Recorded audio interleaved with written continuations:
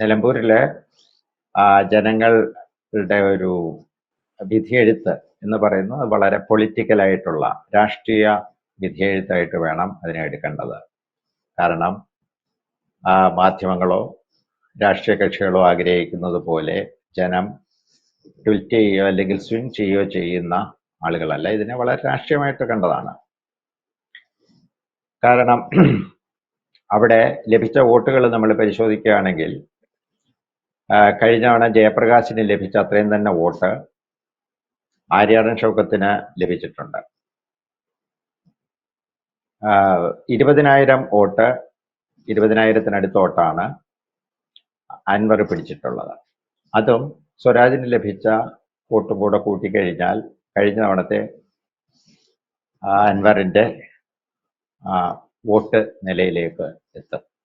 അപ്പം ഇതൊരു വളരെ പൊളിറ്റിക്കൽ ആയിട്ടുള്ള ഒരു തെരഞ്ഞെടുപ്പായിരുന്നു. കൂടുതൽ വാർത്തകളും വിശേഷങ്ങളും നിങ്ങളിലേക്ക് എത്താൻ ABC മലയാളം സബ്സ്ക്രൈബ് ചെയ്യുക, ബെൽ ബട്ടണും അമർത്തുക.